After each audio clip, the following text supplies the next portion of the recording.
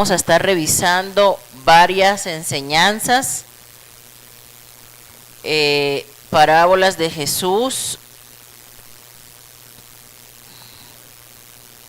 porque pues necesitamos nosotros conocer a Jesús no solo como Salvador, sino también como nuestro Señor. Amén. Entonces vamos a abrir nuestra Biblia en Mateo capítulo 22 y vamos a dar lectura a la palabra del versículo 1 hasta el versículo 14. Dice la palabra: respondiendo Jesús les volvió a hablar en parábolas, diciendo: el reino de los cielos es semejante a un rey que hizo fiesta de bodas a su hijo, y envió a sus siervos a llamar a los convidados a las bodas, mas estos no quisieron venir. Volvió a enviar otros siervos diciendo: decid a los convidados, he aquí, he preparado mi comida, mis toros y animales engordados han sido muertos y todo está dispuesto. Venid a las bodas. Mas ellos, sin hacer caso, se fueron uno a su labranza y otro a sus negocios. Y otros, tomando a los siervos, los afrentaron y los mataron. Al oírlo el rey se enojó y enviando sus ejércitos destruyó a aquellos homicidas y quemó su ciudad. Entonces dijo a sus siervos: las bodas a la verdad están preparadas, mas los que fueron convidados no eran dignos. Id pues a las salidas de los caminos y llamad a las bodas a cuantos halléis. Y saliendo los siervos por los caminos, juntaron a todos los que hallaron juntamente, malos y buenos, y las bodas fueron llenas de convidados.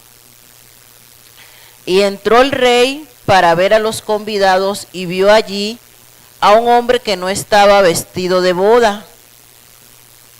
Y le dijo: amigo, ¿cómo entraste aquí sin estar vestido de boda? Mas él enmudeció.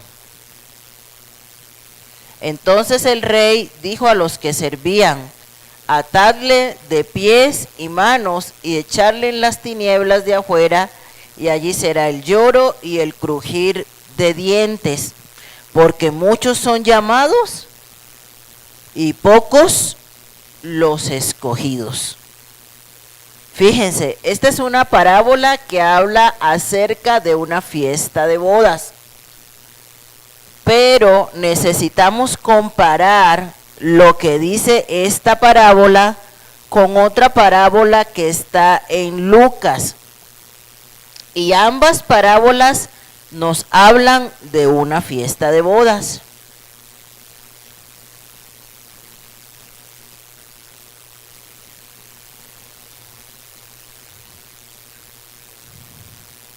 Vámonos ahora a Lucas capítulo 14 y presten atención. Esas son las porciones con las que vamos a estar trabajando el día de hoy. Dice la palabra: aconteció un día de reposo que, habiendo entrado para comer en casa de un gobernante que era fariseo, estos le acechaban. ¿Quiénes le acechaban? ¿Sí están leyendo o no? ¿O estoy leyendo yo sola? ¿Quién está hablando? ¿De quién está hablando? ¿Y quiénes le acechaban? ¿Y quiénes le acechaban? Los fariseos. Presten atención a lo que están leyendo. Y he aquí estaba delante de él un hombre hidrópico, Entonces Jesús habló a los intérpretes de la ley y a los fariseos diciendo: ¿es lícito sanar en el día de reposo? ¿Quién hizo la pregunta? Jesús. Jesús le habló a los fariseos y les dijo: ¿es lícito sanar en el día de reposo? Mas ellos callaron. Y él, tomándole, le sanó y le despidió. Y dirigiéndose a ellos, dijo: ¿quién de vosotros, si su asno o su buey cae en algún pozo, no lo sacará inmediatamente, aunque sea en día de reposo? Y no le podían replicar estas cosas. Bueno, ¿cuál es el contexto de esta historia?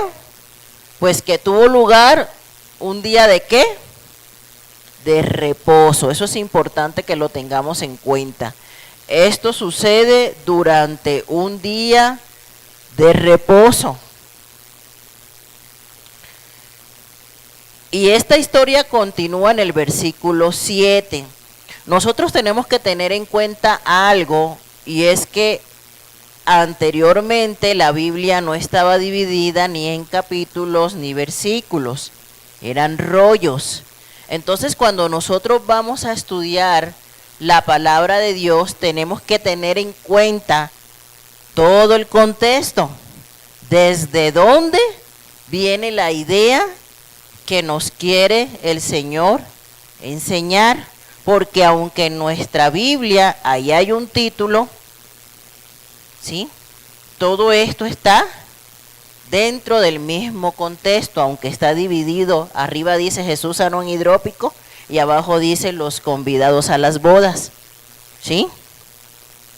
Dice el siguiente versículo: observando cómo escogían los primeros asientos a la mesa, refirió a los convidados una parábola diciéndoles. Entonces, ¿qué otro detalle observamos aquí? Que esto ocurre en un día de reposo, que el Señor le hace una pregunta a los fariseos, que sana a un hombre que tenía un problema, ¿sí?, de hidropesia. Y aparte de eso, ¿qué sucedió? Que estos hombres estaban convidados a una boda. Pero fíjense lo que sucede más adelante, y hay aquí algo que llama la atención, que este hombre pues también estaba convidado a la boda. Y sigue dentro de la misma historia: observando cómo escogían los primeros asientos a la mesa, refirió a los convidados una parábola diciéndoles: cuando fueres convidado por alguno a bodas, no te sientes en el primer lugar, no sea que otro más distinguido que tú esté convidado por él. Y viniendo el que te convidó a ti y a él, te diga: da lugar a este, y entonces comiences con vergüenza a ocupar el último lugar. Mas cuando fueres convidado, ve y siéntate en el último lugar, para que cuando venga el que te convidó, te diga: amigo, sube más arriba. Entonces tendrás gloria delante de los que se sientan contigo a la mesa. Porque cualquiera que se enaltece será humillado, y el que se humilla será enaltecido. Dijo también al que le había convidado: cuando hagas comida o cena, no llames a tus amigos, ni a tus hermanos, ni a tus parientes, ni a vecinos ricos, no sea que ellos a su vez te vuelvan a convidar y seas recompensado. Mas cuando hagas banquete, llama a los pobres, los mancos, los cojos y los ciegos, y serás bienaventurado porque ellos no te pueden recompensar, pero te será recompensado en la resurrección de los justos. Entonces, hay varias lecciones aquí que necesitamos aprender. Vamos a ver el enfoque según esta parábola que el Señor está contando aquí en Lucas. La diapositiva, Rafa, porfa. Y la primera lección, la siguiente. La primera lección es que para subir es necesario descender, ¿sí? Ya anteriormente habíamos visto algo acerca de esto, pero Jesús está hablando aquí sobre la humildad. Y para esto, para hablar sobre la humildad, utiliza esta parábola. Y habíamos dicho que una parábola es ¿qué? Es una parábola.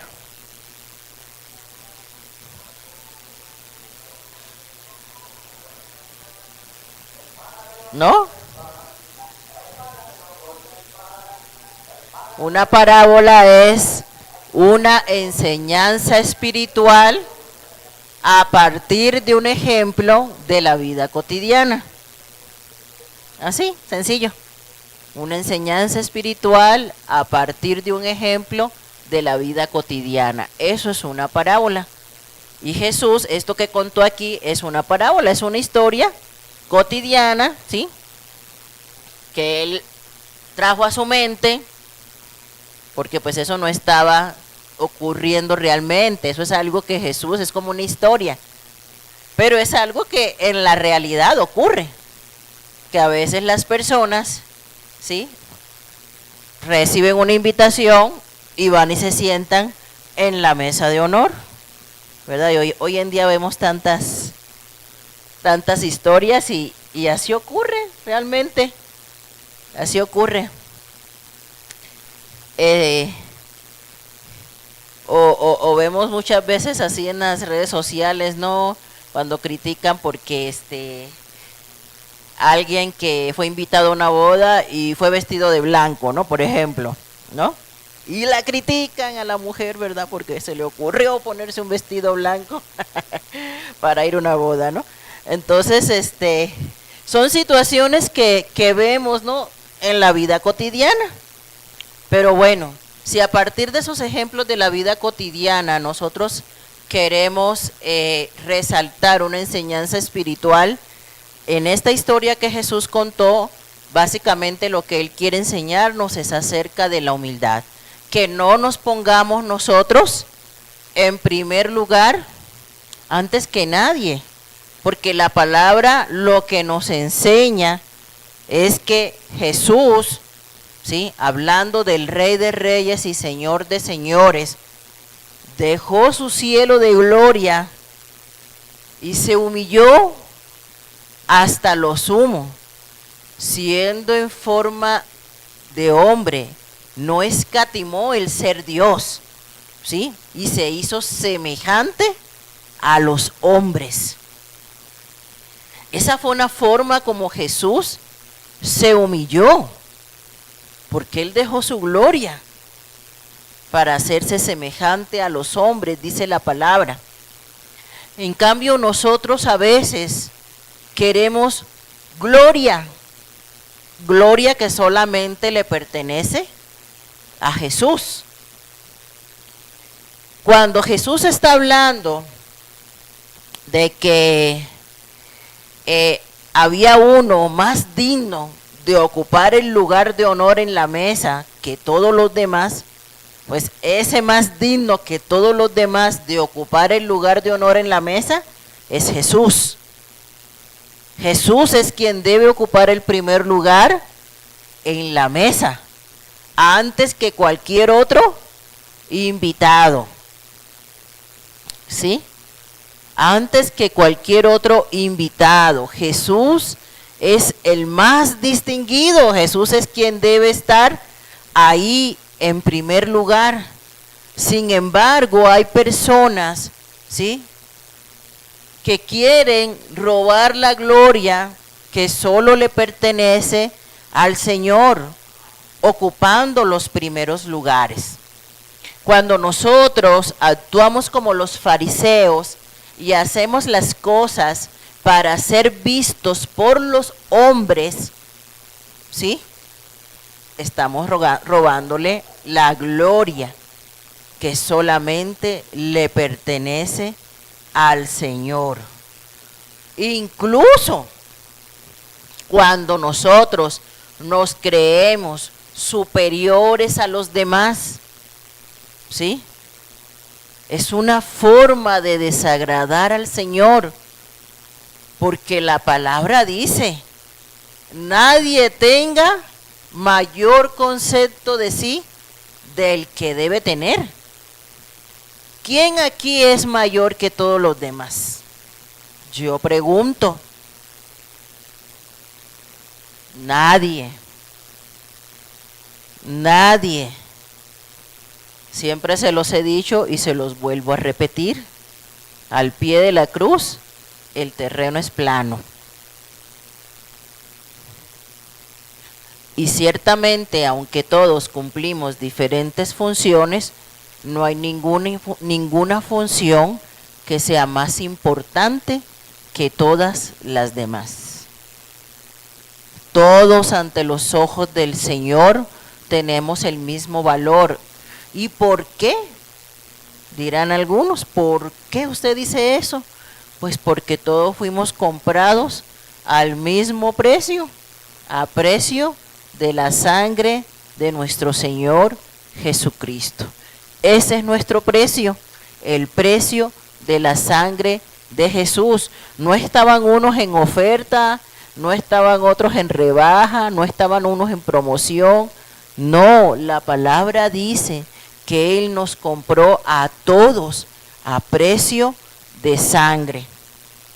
No dijo, a ver, por Joshua como está chaparrito voy a derramar una gotita, ¿no? Y por Gerdis como está bien grandota voy a derramar 100 gotitas. No dijo eso el Señor. A todos nos compró con el mismo precio, el precio de su sangre preciosa. Ese es el valor que todos nosotros tenemos ante los ojos del Señor. Quienes estratificamos somos nosotros. Ciertamente en nuestro mundo terrenal hay una estratificación, ¿cierto? Para todo, ¿no? Este va en el kinder, este va en la primaria, este va en la secundaria, aquel ya está en la prepa, y todo en esta vida se estratifica. Pero en la vida espiritual, amados hermanos, no es así. Dice Pablo, no hay esclavo ni libre, no hay griego ni judío, no hay hombre ni mujer. O sea, ante los ojos del Señor, todos nosotros tenemos el mismo valor. Por lo tanto, nadie puede creerse más que nadie, ¿no? Hablábamos el miércoles pasado, y fíjense que las enseñanzas han ido como relacionadas, porque el miércoles pasado hablábamos de Marta y de María, y hablábamos acerca de que nadie debe considerar que lo que hace es más importante que lo que el otro hace, ¿sí? Porque Marta pensaba que lo que ella hacía era más importante, porque le dijo a Jesús, bueno, ¿no estás viendo a María, que está ahí echadota, aprendiendo, y yo aquí cocinando, ¿no? Entonces, ella pensaba que lo que ella estaba haciendo era más importante y que la otra tenía que ir a ayudar.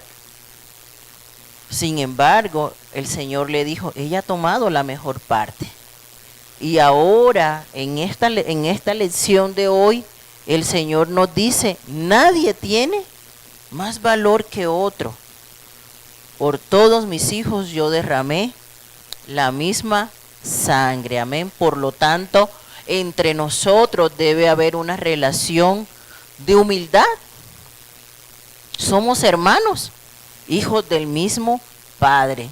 Nadie debe creerse más que nadie. Dice Proverbios 16:18, el orgullo viene antes de la caída. Y decimos nosotros coloquialmente, entre más se sube, más dura es la caída. ¿Sí? Porque pues hay personas que se crecen, ¿verdad? Se crecen como la espuma por cualquier cosita. Se crecen como la espuma. Y entonces empiezan a flotar y sueltan los pies de la tierra. Pero eso es algo que desagrada al Señor. Porque si Él, siendo el Rey de Reyes, Señor de Señores, lavó los pies a sus discípulos, si Él, siendo el Rey de Reyes, Señor de Señores, dijo que para ser el mayor había que ser el menor, había que servir a todos. Pero ¿a quién le gusta servirle a los demás? Ahí está nuestro problema como seres humanos, ¿no? Si alguien viene a limpiar, se enoja. Ay, ¿y yo por qué voy a limpiar? ¿Y los otros por qué no? ¿No? Ay, ¿y por qué siempre los mismos? Siempre venimos los mismos, ¿y por qué los otros no vienen? Nos ponemos a comparar, ¿cierto? ¿Por qué los otros no? ¿Por qué ellos sí? Y no entendemos a veces la trascendencia de que en servir a otros está siendo mayor, porque así funcionan las matemáticas de Dios. En el reino de los cielos no es mayor que el que es servido, sino el que sirve a todos los demás. Así funcionan las matemáticas en el reino de los cielos. El problema es que a veces nosotros no lo entendemos. Y entonces ahí es cuando viene y el por qué yo.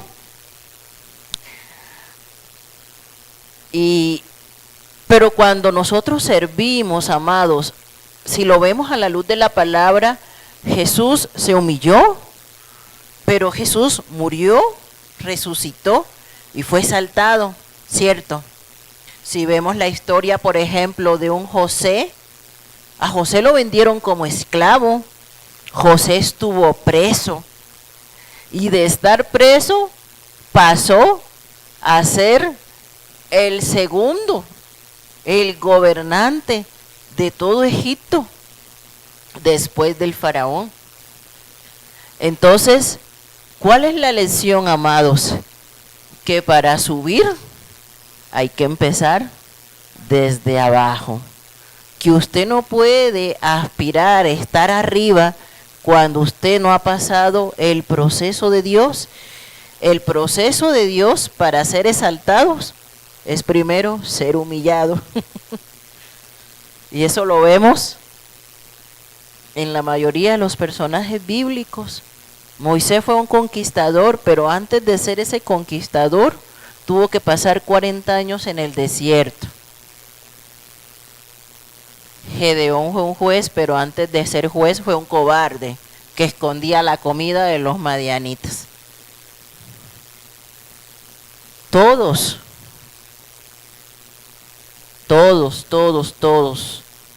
para llegar a ese lugar donde el Señor nos quiere llevar,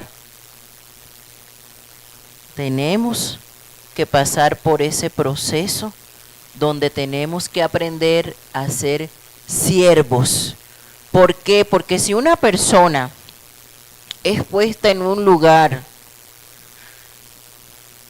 de prominencia, por llamarlo de alguna manera, y no ha pasado ese proceso así como José, ¿qué ocurre en su corazón? Se llena de orgullo, se llena de soberbia, ¿cierto? ¿Qué hubiese pasado si José, después de que tuvo esos sueños donde las estrellas se le inclinaban y le hacían la venia y todo eso, luego al día siguiente hubiese recibido un WhatsApp, ha sido aceptado en la vacante para ser administrador de Egipto? No, pues se lo hubiese subido, ¿cierto? Porque no fue procesado. Nadie puede subir sin ser procesado. Nadie, hermanos. Y eso aplica para todo, ¿verdad? Yo trabajé en una empresa donde allí las personas entraban en cargos básicos de vendedores. No voy a decir la empresa para no dar propaganda, ¿verdad? Para propaganda no pagada. Pero en esa empresa Tú podías entrar de vendedor, de secretaria, y dentro de la misma empresa te ibas superando, te iban promoviendo y podías llegar a ser gerente. Después de determinado tiempo de conocer todo el movimiento de la empresa, haber rotado por varios puestos, tú estabas apto para postularte para una gerencia. ¿Sí? Y así mismo pasa en el reino de los cielos y así mismo pasa en el servicio a Dios. Si no, pregúntenle a los pastores. ¿Ustedes creen que los pastores llegaron a la iglesia y al día siguiente ya eran pastores? No, todos rotamos, ¿no? Por ujieres, maestros de niños, limpieza del baño, todos los servicios, hasta que un día el Señor vio, este me es fiel en no poco, lo voy a poner en no mucho. Y hizo un llamado ministerial. Y si usted le pregunta a la mayoría de los pastores, yo sé que el testimonio se repite. Y te van a decir, no, pues yo cuando empecé a ir a la iglesia, pues yo era ujier, pues yo le daba clases a los niños, pues yo le daba clases a los jóvenes. Y así muchos años, hasta que el Señor dijo, te voy a dar un ministerio. Y así es para todo, hermanos. En la escuela, en el trabajo, en el ministerio, siempre hay que aprender a servir a todos los demás para que nuestro corazón tenga la madurez, ¿sí? Para poder sentarse un poquito más cerquita del primer lugar, ¿cierto? Pero necesitamos aprender la humildad. Segunda lección, Dios nos recompensará por dar a los que no nos pueden devolver. ¿Sí? En esta historia, el Señor está diciendo,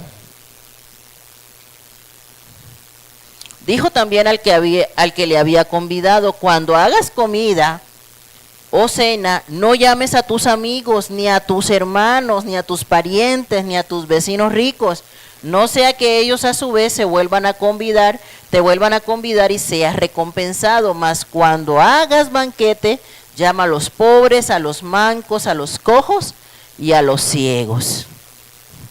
Qué lección tan más interesante. ¿Quién alguna vez ha dicho, voy a hacer un banquete y voy a invitar a todas las personas que habitan en la calle? No, ¿verdad? Haces un banquete para tu familia, haces un banquete para tus amigos, haces un banquete para tus vecinos, para las personas que tú conoces, que tú quieres y que tú sabes que también lo han hecho contigo, ¿no? A veces tú dices, ay, voy a invitar a fulanito de tal a comer a mi casa porque él ya me ha invitado varias veces y ya es justo de que pues yo también tenga una atención, ¿cierto? Generalmente en nuestra mentalidad humana así actuamos. Sin embargo, Jesús nos está enseñando aquí a ver quién hace un banquete para alguien que no le puede devolver en la misma medida. ¿Quién? Y dice Jesús, pues cuando hagas eso, cuando hagas algo, hazlo por aquellos que no pueden devolverte el favor, porque si tú lo haces por aquellos que no pueden devolverte el favor, quien te va a recompensar por eso es nada más y nada menos que el Rey de Reyes y Señor de Señores. Él es quien paga cuando tú le das a alguien que sabes que no te puede devolver lo mismo a cambio. Amén. Entonces, el Señor en una ocasión criticó a los fariseos porque ellos oraban, ayunaban para ser vistos por los hombres. Y es más, cuando echaban su ofrenda lo hacían de tal manera que sonara, ¿verdad? El montón de monedas, ¿no? Entonces Jesús decía, hipócritas, hacen las cosas, pero las hacen para ser vistas por los hombres, pero no porque en realidad en su corazón tengan la intención de bendecir a otros. Entonces, ¿qué nos enseña el Señor? Que no es tanto hacer las cosas, ¿verdad? Sino con qué motivación nosotros lo hacemos, ¿cierto? Porque a lo mejor yo ahorita puedo decir, a ver hermanos, vámonos a la Aurrera, voy a hacerle un mercado a cada uno, ¿verdad? Pero llamo a ¿cómo se llama? A N más para que vean, para que graben, ¿verdad? Para que vean que aquí en la iglesia a todos se les compró un mercado en la Aurrera. Entonces ahí, ¿verdad? El Señor descubre la motivación de nuestro corazón. Si hicimos las cosas porque de verdad nos nació en nuestro corazón bendecir a otros, o si lo hacemos solamente para ser vistos. Y nos exhorta en esta enseñanza a hacer cosas buenas por aquellos que no nos pueden devolver el favor. Amén.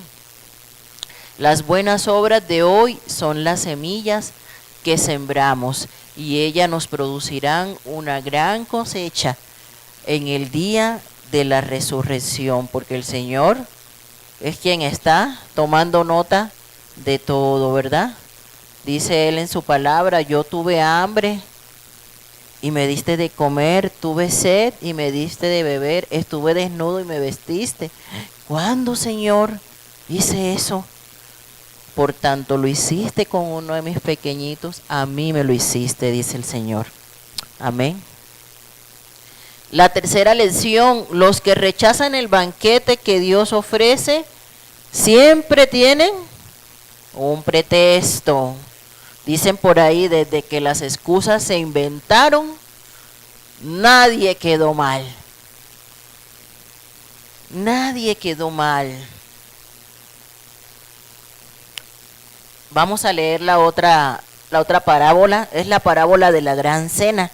Dice, oyendo esto, está ahí mismo en el capítulo 14 a partir del versículo 15, dice, oyendo esto, uno de los que estaban sentados con él a la mesa le dijo, bienaventurado el que coma pan en el reino de Dios. Entonces Jesús le dijo, un hombre hizo una gran cena y convidó a muchos, y a la hora de la cena envió a su siervo a decir a los convidados, venid, que ya todo está preparado. Y todos a una comenzaron a excusarse. Préstale la atención a las excusas. El primero dijo, he comprado una hacienda y necesito ir a verla. Te ruego que me excuses. Otro dijo, he comprado 5 yuntas de bueyes y voy a probarlos. Te ruego que me excuses. Y otro dijo, acabo de casarme y por tanto no puedo ir. Vuelto el siervo, hizo saber estas cosas a su señor. Entonces, enojado el padre de familia, dijo a su siervo, ve pronto por las plazas y las calles de la ciudad y trae acá a los pobres, los mancos, los cojos y los ciegos. Y dijo el siervo, Señor, se ha hecho como mandaste y aún hay lugar. Dijo el Señor al siervo, ve por los caminos y por los vallados y fuérzalos a entrar para que se llene mi casa. Porque os digo que ninguno de aquellos hombres que fueron convidados gustará mi cena. Aquí nos está hablando, ahora sí la diapositiva, Rafa, porfa. Aquí nos está hablando de una historia en la que un hombre hizo un gran banquete y invitó a muchísimas personas, pero pocos, o más bien nadie llegó de todos los que estaban invitados. Todos tenían una excusa. En ese tiempo pues era común hacer banquetes Y nosotros vemos las excusas y hubo 3 clases de excusas.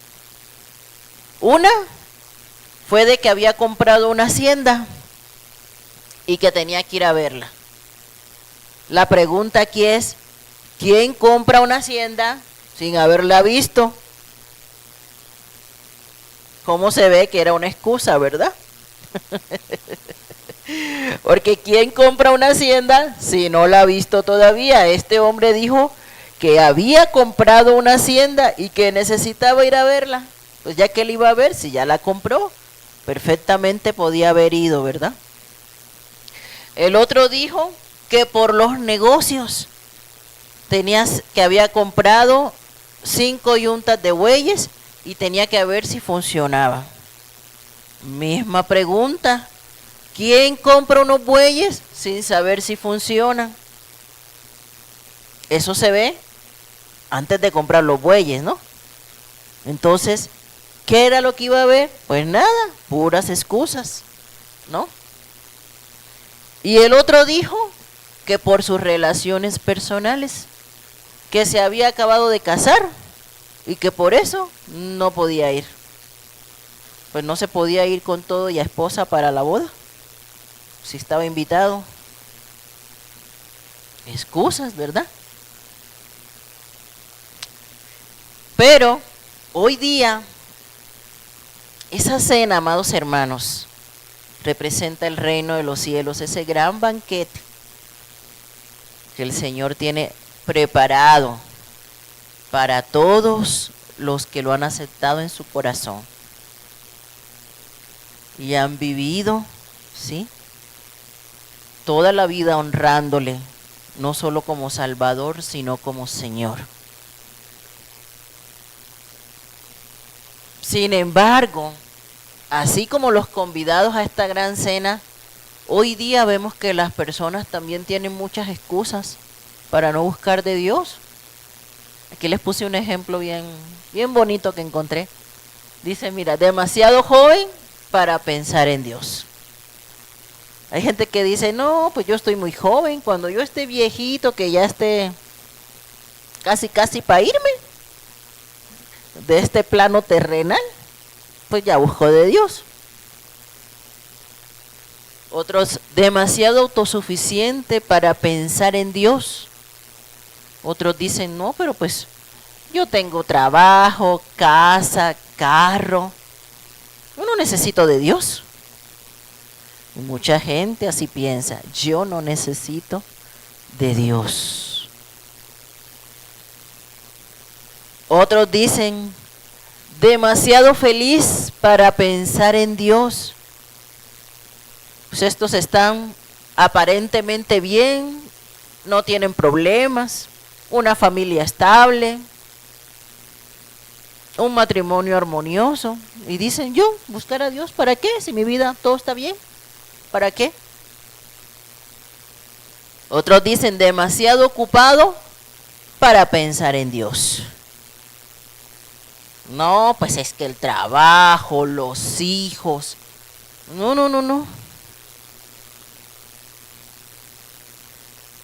No puedo. Ay, de hecho les quería yo mostrar un video, pero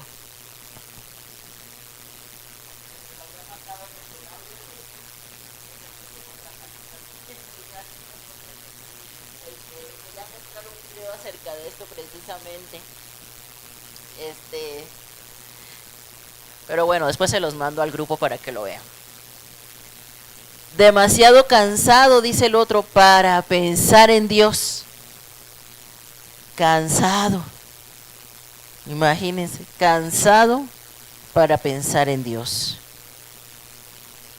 Ay, esas excusas se me hacen tan conocidas, pero tan conocidas. Y luego hay una crucecita y dice, pues demasiado tarde para pensar en Dios. Dice la palabra, buscad a Dios mientras pueda ser hallado. Llamadle mientras está cercano. Pero todos tenemos una excusa. Todos tenemos una excusa. ¿Ven cuántas sillas vacías, verdad? Todos esos tienen una excusa.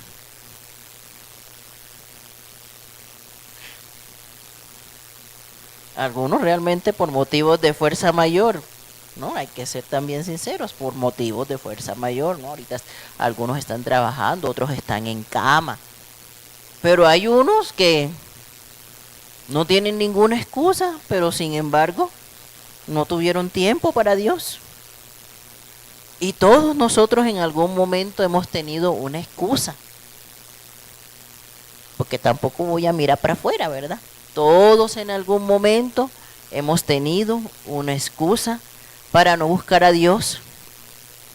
Ay, Señor, ¿qué me voy a estar yo levantando tan temprano a orar? Yo tengo sueño. Ay, Señor, ¿qué voy a andar yo leyendo tanto la Biblia que ni la entiendo? Pues venga el discipulado, venga el estudio bíblico para que la entienda.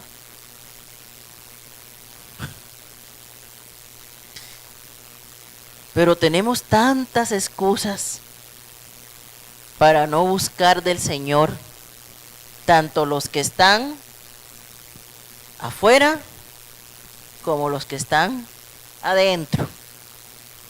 Todos tienen una excusa perfecta.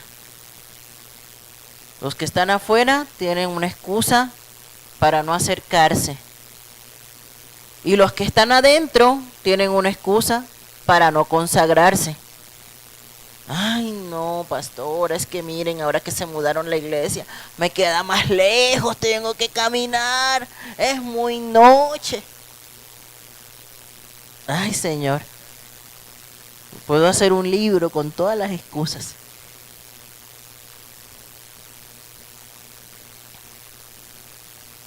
Esta mañana les mandé una reflexión que encontré que decía, ¿verdad? Tenemos tiempo para trabajar, tenemos tiempo para pasear, tenemos tiempo para tantas cosas, pero ¿por qué no apartamos un tiempo para Dios? Simplemente porque no queremos, ¿no? Porque cuando queremos hacer algo, buscamos la manera de hacerlo, ¿cierto? Y eso aplica para buscar a Dios y para todo lo que usted quiera hacer en la vida. Cuando queremos algo y anhelamos algo con todo nuestro corazón, vemos la manera de hacerlo, ¿sí o no? Pero bueno, aquí todos tenían una excusa para rechazar al Señor. Y finalmente el Señor dijo: ninguno de aquellos hombres que fueron convidados gustará mi cena. Y anteriormente leímos: son muchos los llamados, pocos los escogidos. Todos hemos sido llamados, todos, amados hermanos. Pero de nuestra respuesta depende que no solamente seamos llamados, sino que también seamos escogidos. Llama la atención entonces que el Señor dice: bueno, pues entonces, como ellos no pudieron, ve por la calle y llama a los pobres. ¿Por qué a los pobres? Ah, bueno, porque pues los pobres no tenían para comprarse una hacienda, así que qué excusa iban a tener. Trae a los mancos y a los cojos y a los ciegos. Pues bueno, los pobres no tenían ni para comprarse una hacienda ni para comprarse 5 yuntas de bueyes, así que seguramente iban a llegar. Los mancos, los cojos, los ciegos, pues a lo mejor por su condición muchos ni se casaron, entonces pues no iban a tener tampoco excusas para no llegar. A diferencia de los que estaban sanos, completos y guapos, ¿no? Y a esos dice el Señor, a esos llámalos. Llámalos para que se llene mi casa. A esos que no, a ver si esos pues no tenían excusas. Y esta parábola, hermanos, nos habla a nosotros, porque toda enseñanza tiene una aplicación personal. ¿Cuáles son nuestras excusas para no buscar del Señor?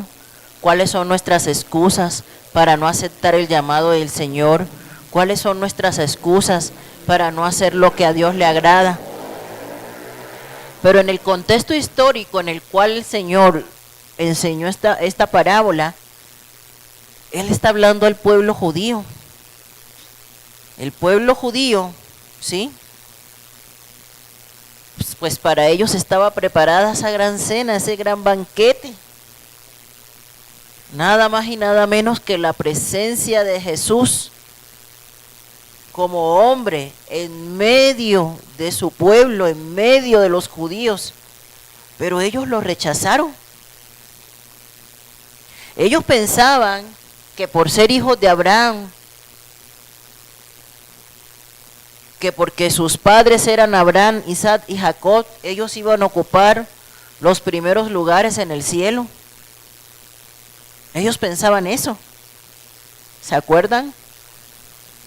Cuando Juan el Bautista les decía, arrepentíos y convertíos.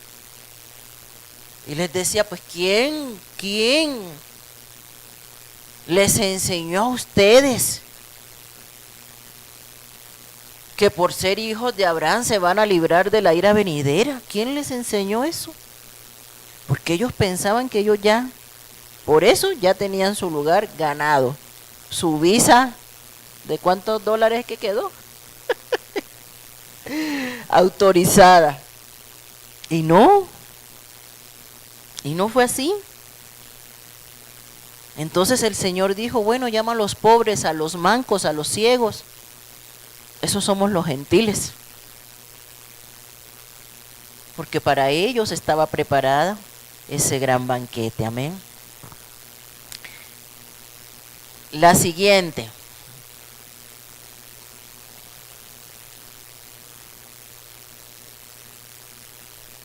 La siguiente. Ahí.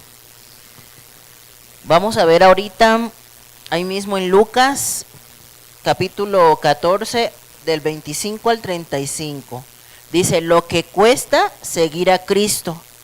Grandes multitudes iban con él y volviéndose les dijo, si alguno viene a mí y no aborrece a su padre y madre y mujer e hijos y hermanos y hermanas y aún también su propia vida, no puede ser mi discípulo.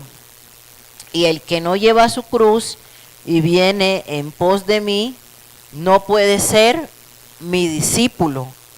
Porque ¿quién de vosotros, queriendo edificar una torre, no se sienta primero y calcula los gastos a ver si tiene lo que necesita para acabarla? No sea que después que haya puesto el cimiento y no pueda acabarla, todos los que lo vean comiencen a hacer burla de él, diciendo, este hombre comenzó a edificar y no pudo acabar. ¿O qué rey, al marchar a la guerra contra otro rey, no se sienta primero y considera si puede hacer frente con 10,000 al que viene contra él con 20,000? Y si no puede, cuando el otro está todavía lejos, le envía una embajada y le pide condiciones de paz. Así pues, cualquiera de vosotros que no renuncia a todo lo que posee, no puede ser mi discípulo. Buena es la sal, mas si la sal se hiciera insípida, ¿con qué se sazonará? Ni para la tierra, ni para el muladar es útil, la arrojan fuera. El que tiene oídos para oír, oiga.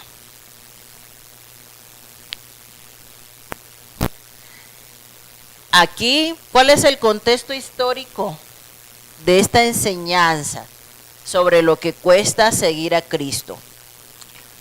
En este momento que estamos estudiando, que es el periodo de popularidad de Jesús, colócame la diapositiva, Rafa, porfa, gracias. Muchas personas empezaron a seguir a Jesús. Sin embargo, las motivaciones de esas personas para seguir a Jesús no eran del todo genuinas. Muchos buscaban a Jesús solamente para que les hiciera un milagro. Muchos buscaban a Jesús porque sabían que Jesús era capaz de multiplicar los panes y los peces y quitarles el hambre. Otros seguían a Jesús por intereses políticos. Algunos querían hacer que Jesús fuese el rey de Israel. Pero en lugar de facilitarles todo esto que la gente esperaba de Jesús, Él les dio una enseñanza completamente diferente. Hay algo que siempre les digo y es que hay que buscar el rostro de Dios y no solamente su mano. Generalmente cuando nos acercamos al Señor, como bien puesto tenemos el nombre de ovejas, siempre es: bendíceme, dame, protégeme, guárdame, provéeme, sáname. ¿Sí o no? Porque ese nombre de ovejas, pues bien puesto sí lo tenemos. Pero se nos olvida dar gracias.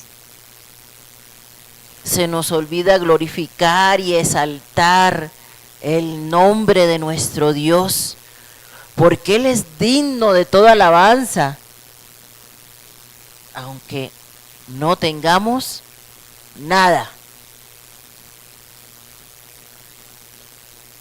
Su palabra nos enseña a dar gracias por todo.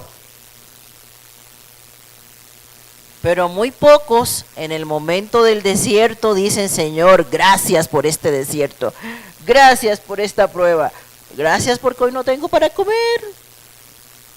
¿Quién hace eso en su sano juicio? Pero la palabra dice: dar gracias a Dios por todo. Ay, Señor, gracias porque me cortaron la luz, el teléfono, se me acabó el gas, gracias, Señor. A ver.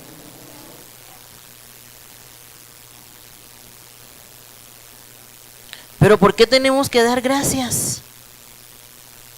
Porque nada se sale de su control ni de su voluntad.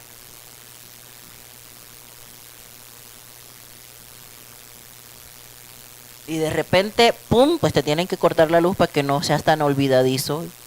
Y tengas en cuenta de que tiene una fecha de vencimiento porque no fuiste a pagar. ¿No? Deja de ser tan despistado. ¿Cuánta gente no le cortan los servicios porque se les olvida pagar el recibo, verdad? Ni siquiera porque no tengan, se les olvida ir a pagar el recibo. Siempre hay una lección. Siempre hay una lección. Pero no tenemos la costumbre de dar gracias a Dios por todo. Señor, gracias por este nuevo día. Señor, gracias porque llegué bien a mi casa. Señor, gracias porque estoy sanita, completita. No. Solamente tenemos a Dios como el bombero que viene a apagar las emergencias de nuestra vida. Solamente queremos todo lo que viene de su mano, pero no queremos buscar su presencia. Y algunos peor, intentan chantajear a Dios. Ay, Señor, yo te voy a buscar cuando tú me hagas tal milagrito. Ay, Señor, yo te voy a servir cuando... Mira, tú sabes, Señor, lo que yo necesito, Padre. Cuando tú hagas eso, verás a ver, Señor, que ahora sí me voy a aplicar. Cuando tú hagas esto, Señor, verás a ver, Señor, que ahora sí te voy a servir, que ahora sí me voy a congregar, que ahora sí voy a orar. ¿Quiénes nos creemos para andar chantajeando a Dios? Porque mucha gente así actúa. Como si a Dios pudiéramos chantajearlo. A Dios se le adora, a Dios se le exalta, simplemente por quien es Él. Nuestro Señor, nuestro Salvador. aunque no te dé nada, aunque no te sane, aunque te quite lo que tienes, a Él se le adora y se le alaba por quien es Él, por lo que Él hizo por nosotros en la cruz. Pero ¿cuál es nuestra reacción? Ay, no tengo muchos problemas. Me alejo del Señor, porque ¿para qué voy a la iglesia si ahora me va peor? Desagradecidos.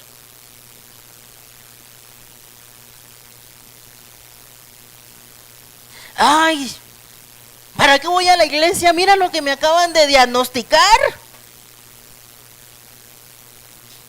Y yo en la iglesia, y yo sirviéndote, y mira lo que me está pasando. Desagradecido porque usted no busca al Señor por lo que Dios le da. Usted busca al Señor por quien es Él. Tenga o no tenga, sano o enfermo, completo o incompleto, entiéndalo. Que buscamos a Dios y vivimos agradecidos hacia Dios y le servimos a Dios por lo que Él hizo en la cruz por ti y por mí, porque eso con nada se lo vamos a pagar.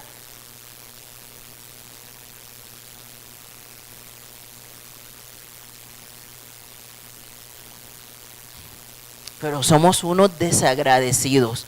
Buscamos a Dios según como nos vaya. Si nos va bien, lo buscamos. Si me va mal, no lo busco. Si hoy estoy feliz, hoy danzo, canto, alzo mis manos. Pero si hoy estoy triste, estoy ahí como un árbol, inerte. No alzo ni las manos porque pareciera que Dios no se lo merece porque a ti te está yendo mal. Desagradecidos. ¿O cómo se le llama a una persona así?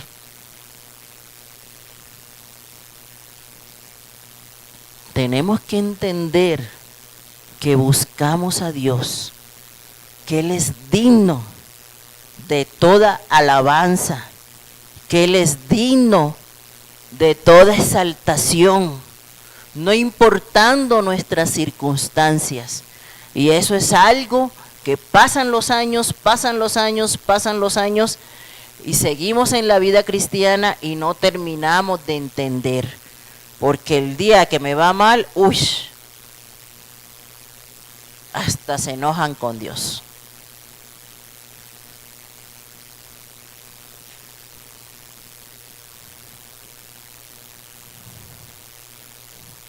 ¿Cuántos hemos dicho? Me voy a incluir para que nadie diga, ay, se cree la perfecta Gertis. ¿Cuántos hemos dicho? Ya no voy a servir, ay, porque me está yendo mal. Ya no voy a la iglesia, ay, porque me peleé con mi marido. Ya no voy a orar, ay, porque tanto tiempo orando por lo mismo y el Señor nada que hace lo que yo le digo.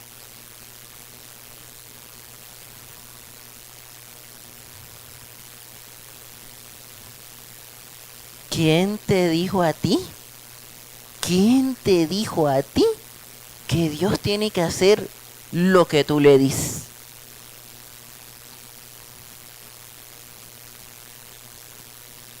Sí es cierto, la Biblia dice, pedid y se os dará. Pero también la Biblia dice, deleítate en el Señor, confía en Él y Él concederá las peticiones de tu corazón. No importa lo que esté pasando, tú deleítate en el Señor. No importa que no tengas ni un peso, deleítate en el Señor. No importa que estés enfermo, deleítate en el Señor. No importa que en tu casa todo esté patas para arriba, deleítate en el Señor. Y cuando tú hagas eso, entonces Él cumplirá los anhelos de tu corazón. Es al revés, hermanos. Primero nos deleitamos y el Señor hace. Buscamos y el Señor hace. No es que Él hace para que yo busque. No es que Él hace para que entonces a ver si yo me deleito en Él. Entendimos mal. Es al revés. Amén. la siguiente. El verdadero creyente acepta a Jesús como Salvador y Señor. Todos nosotros vivimos un proceso, ¿cierto? Donde un día andábamos por ahí sin rumbo, sin timón, perdidos completamente.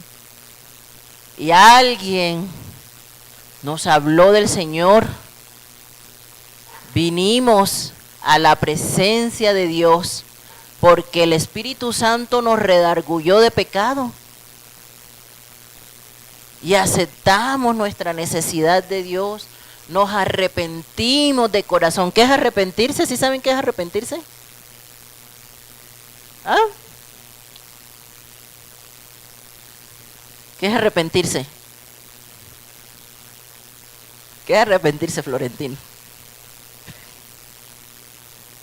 Saber que cometimos el error. ¿Tú qué dices, Stephanie? No volverlo a hacer. ¿Tú qué dices, Rocío? Apartarnos del pecado. ¿Usted qué dice, hermana Marta? ¿Qué es arrepentirse?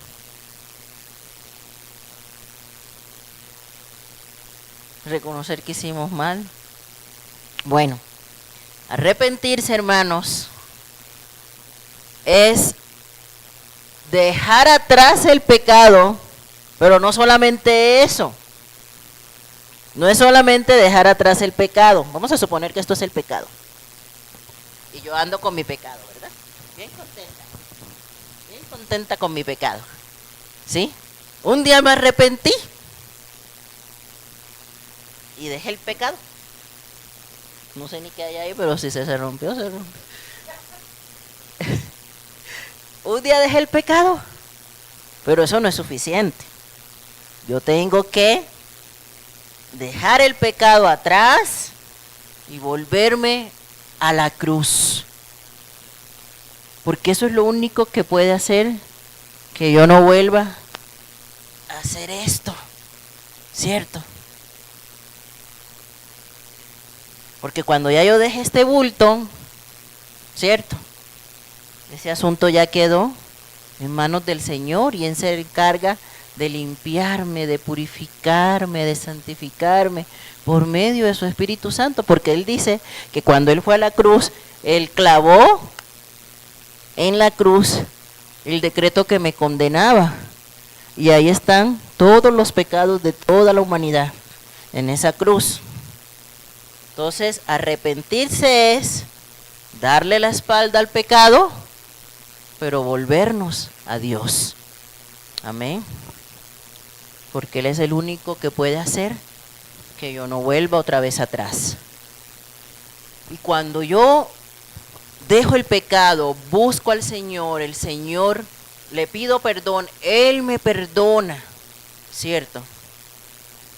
Y empezamos a vivir una relación donde yo un día, y así como todos ustedes, ¿verdad? Nosotros todos un día lo hicimos y dijimos, Señor, reconozco que soy un pecador, pero hoy tomo la decisión de aceptarte en mi corazón como mi único y suficiente Salvador.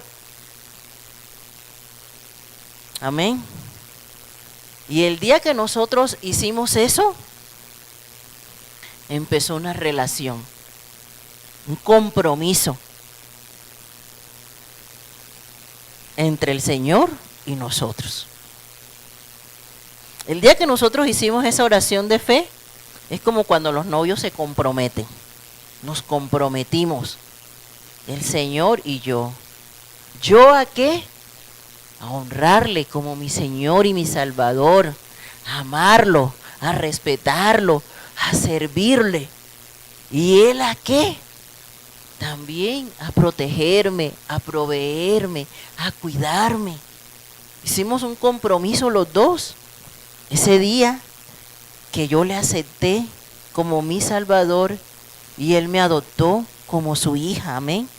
Hicimos un compromiso eterno, todos nosotros con nuestro Señor. Y eso fue como un matrimonio, ¿sí? Inicialmente el creyente se une a Cristo. Y así también como una esposa cuando se casa se somete a su marido, así también nosotros un día decidimos someternos al señorío de Cristo en nuestras vidas.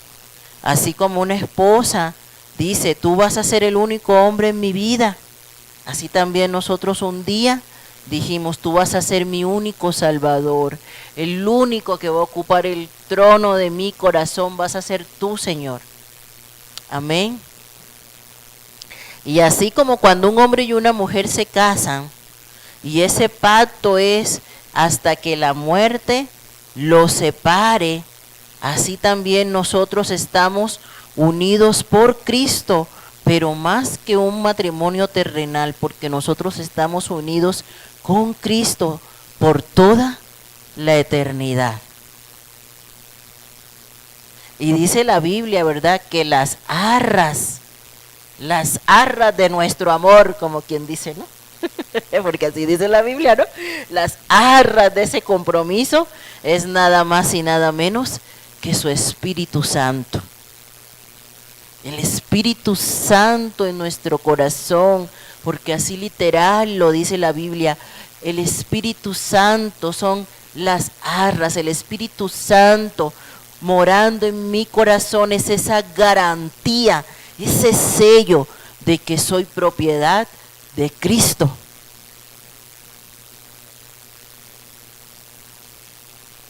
Entonces, amados, ese día que nosotros aceptamos a Jesús, llegó la salvación a nuestra vida.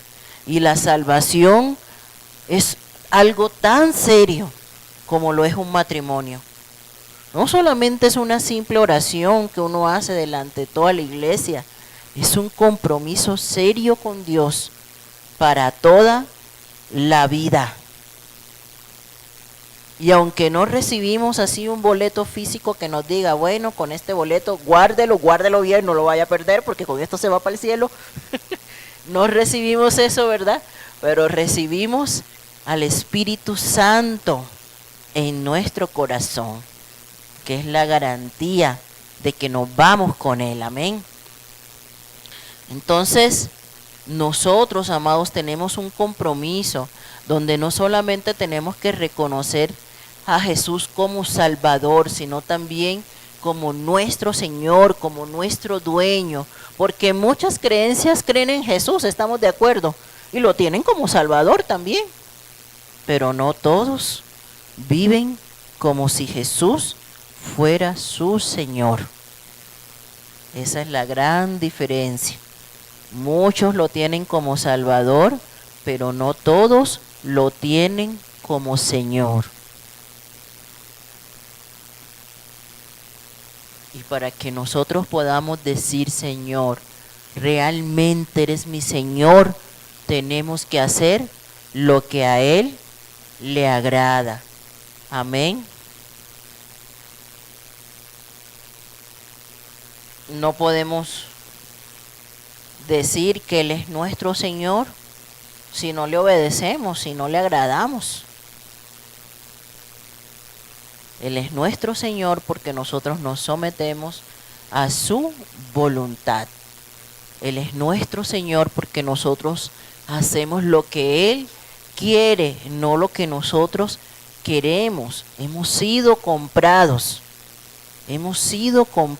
a precio de sangre. Esta vida no es mi vida, le pertenece al Señor. Amén.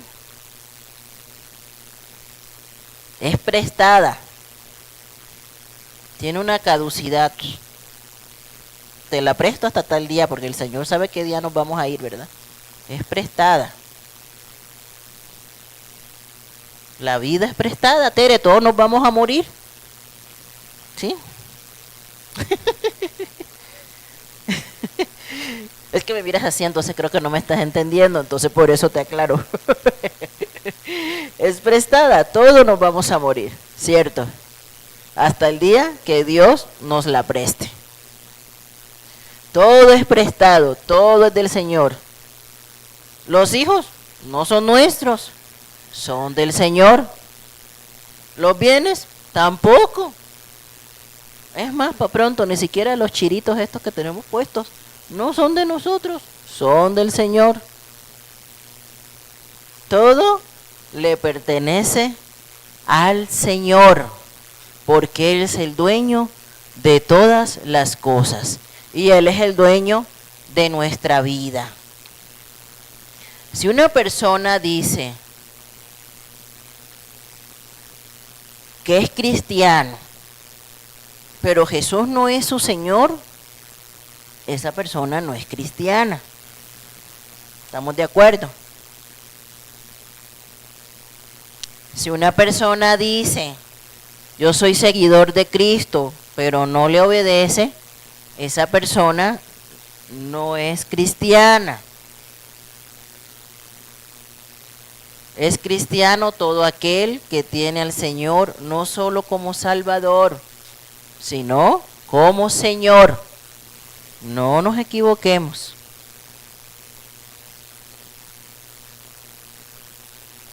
No diga, ay sí, ya el Señor ya es mi Salvador.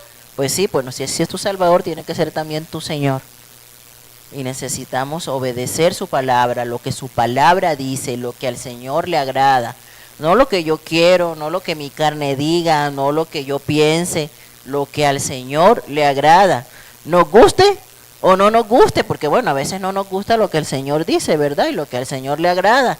Pero aunque no me agrade, aunque no me parezca, aunque no esté de acuerdo, como Él es mi Señor, yo tengo que obedecer todo lo que está aquí. Amén. No me gusta que el Señor me diga, ve y ama a tus enemigos. No, eso no me gusta. Pero bueno, como Él es mi Señor, tengo que obedecer. ¿Cierto? No me gusta que el Señor me dice que tengo que bendecir a los que me aborrecen. Eso no me gusta. Pero pues Él es mi Señor, entonces, aunque no me guste, tengo que hacerlo. Amén. Como dice Pablo, para que ya no vivo yo, ¿verdad? Sino que Cristo vive en mí. Pero para decir eso, necesito reflejar a Cristo. Amén. También habla la palabra, la siguiente, hermano, por favor. Nuestro amor para Dios debe elevarse sobre todos los amores, así como una montaña se eleva sobre los montes. Dice, si alguno viene a mí y no aborrece a su padre y madre y mujer e hijos y hermanos y hermanas, y aún también su propia vida, no puede ser mi discípulo. Ay, caray, ¿cómo es eso?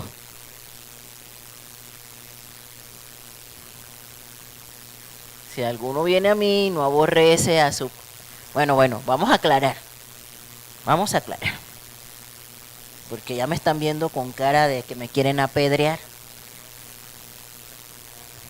Cuando la palabra dice aborrecer, en el original ese aborrecer quiere decir amar menos. Entonces vuelvo a leer. Si alguno viene a mí y ama más a su padre, ama más a su madre, ama más a su mujer, ama más a sus hijos, ama más a sus hermanos, ama más a sus hermanas y aún se ama más a sí mismo, no puede ser mi discípulo. ¿Ahora sí quedó claro? No podemos amar más a nadie más que a Jesús. ¿Sabe por qué el Señor tuvo que aclarar esto, hermanos? Porque no piensen ustedes que un ídolo nada más es un muñeco de yeso que tiene ojos y no ve, tiene boca y no habla, porque a veces pensamos que un ídolo nada más es eso. Y dicen, ay no, yo no tengo ídolos en mi casa. No, no los tienes en tu casa, pero los tienes en tu corazón.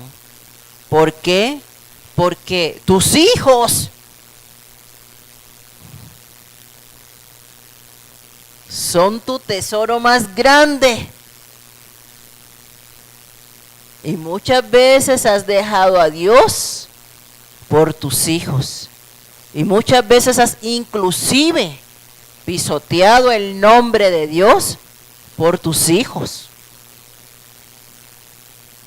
Les voy a poner un ejemplo sencillo para que no piensen que yo me estoy chiflando. Fíjense.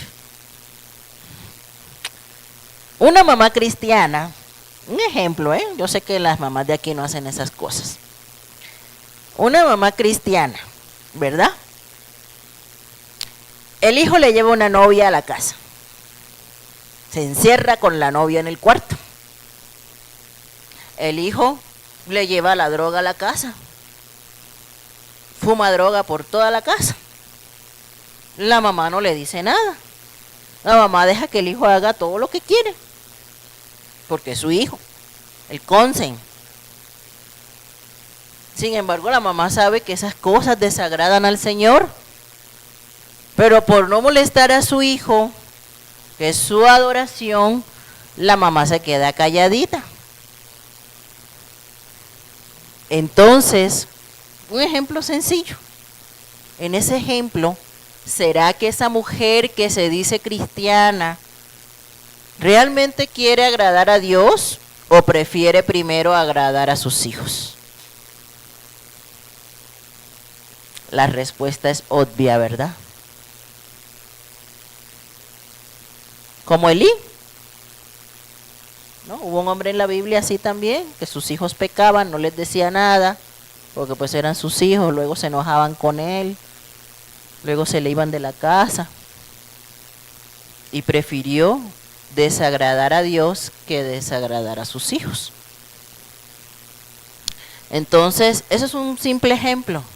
Cuando hacemos esas cosas, está claro quién ocupa el primer lugar en nuestras vidas.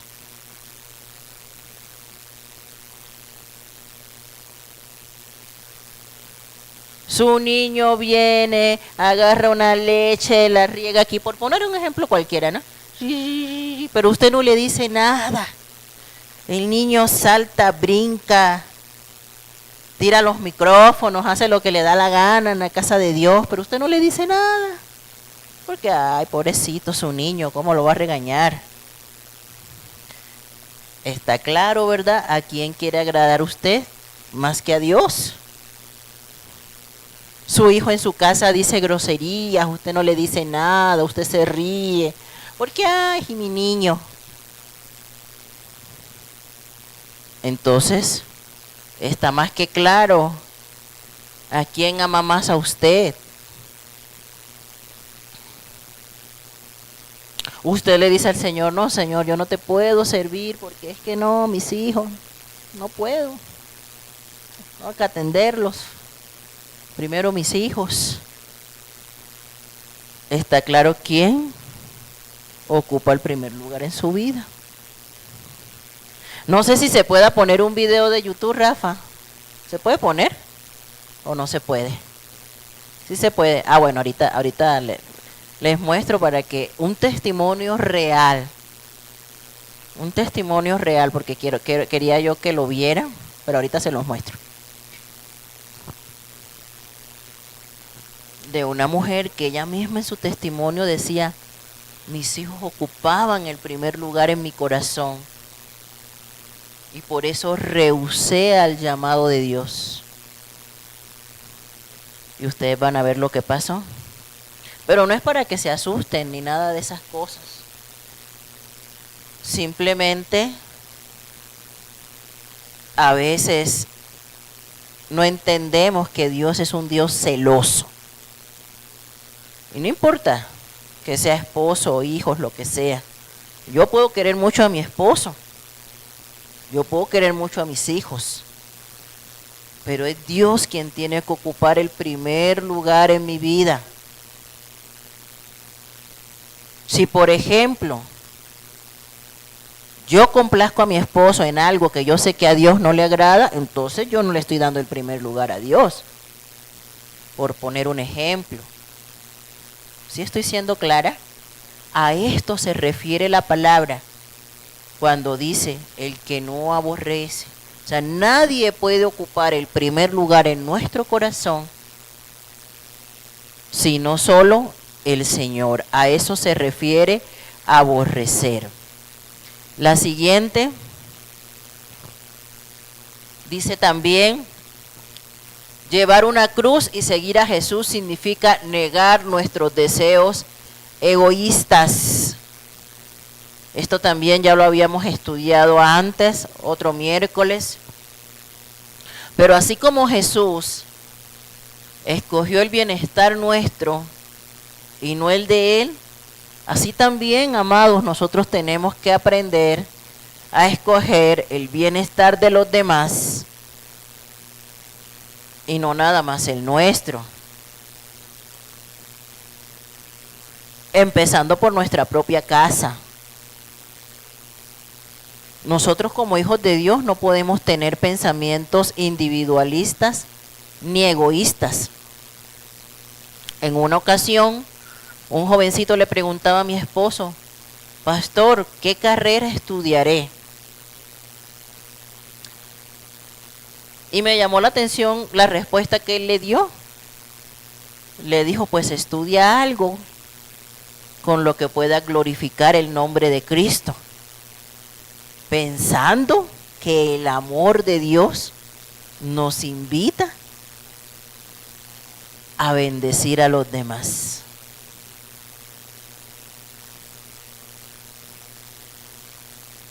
Por ponerles un ejemplo, ¿cierto? Porque a veces puedo pensar, quiero un carro, pero ¿quiero un carro para qué? No, pues para yo pasearme, para irme para allá, para acá, ¿no?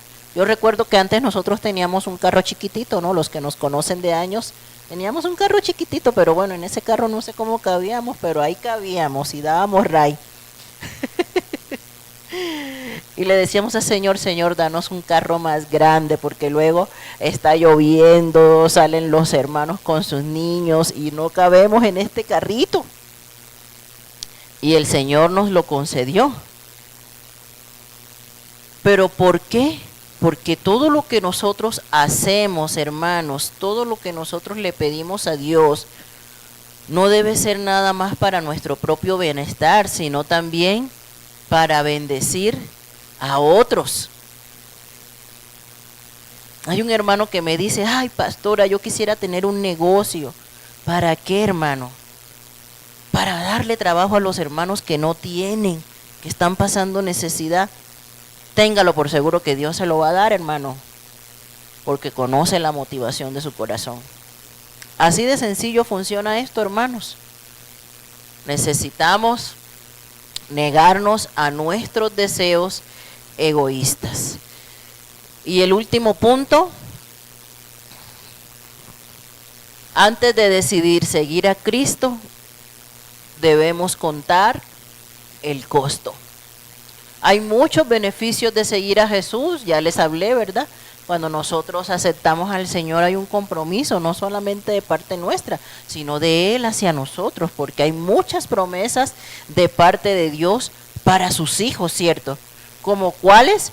Pues dice la palabra, no he visto un justo desamparado, ni su descendencia que mendigue pan. ¿Quiénes somos los justos? Los justos somos nosotros, porque hemos sido justificados con su sangre, ¿sí? Dice la palabra, pedid y se os dará, dice la palabra, muchas promesas para quienes han aceptado a Jesús como su Señor y su Salvador. Pero también, así como tenemos bendiciones, tenemos que sentarnos a calcular los costos, porque también dice la palabra que aquel que iba a edificar una torre no podía ver, que no tuviera todo lo necesario y que quedara la obra a la mitad, ¿verdad? O un rey no podía ir a la guerra sabiendo que el contrincante tiene muchos más soldados. Así también nosotros, hermanos, tenemos que ser conscientes de que seguir a Cristo, pues no solamente van a ser rosas. Así también nosotros tenemos que ser conscientes de que la puerta es estrecha. Así también nosotros tenemos que ser conscientes de que en el mundo vamos a tener aflicciones, dice la palabra, pero que confiemos porque Él ha vencido al mundo. Así también nosotros tenemos que ser conscientes de que por seguir al Señor seremos perseguidos por los hombres y primeramente por los de nuestra propia casa, ¿verdad? Dice la palabra.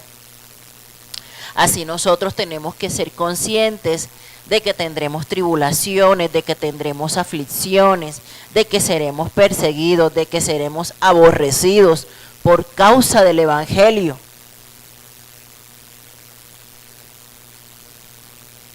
Esos son los costos de los que muchos no hablan, porque algunos solamente prometen cosas bonitas, casa, carro, beca. No, con Dios, mañana vas a tener casa, pasado mañana carro y después la beca. Pero nunca te hablan de que aunque estés con Cristo, sí puedes tener momentos de desierto. Aunque estés con Cristo, el Señor prueba nuestra fe. Aunque estés con Cristo, también vamos a pasar dificultades. Con la diferencia de que las vamos a pasar con Cristo. Amén. Pero no quiere decir ese evangelio barato que luego nos ofrecen, de que vas a estar, mejor dicho, nunca te va a pasar nada. No, sí, los hijos de Dios se enferman, los hijos de Dios pasan pruebas, los hijos de Dios pasan escasez. Todos tenemos nuestros periodos en los cuales tenemos pruebas, tribulaciones y desiertos, porque eso hace parte de la formación de nuestro carácter como hijos de Dios. Y es necesario, aunque no nos guste. Entonces, eso está dentro de los costos que tenemos que calcular de seguir a Cristo. Y creo que esa es la última, ¿verdad, Rafa? ¿No? Conclusión, Jesús usa una última ilustración para concluir sus enseñanzas sobre el discipulado. Los discípulos de Jesús son como la sal, tienen un sabor distinto a cualquier otra cosa. Seguir a Cristo significa ser diferente a los del mundo. Amén. Vamos a orar, póngase sobre sus pies.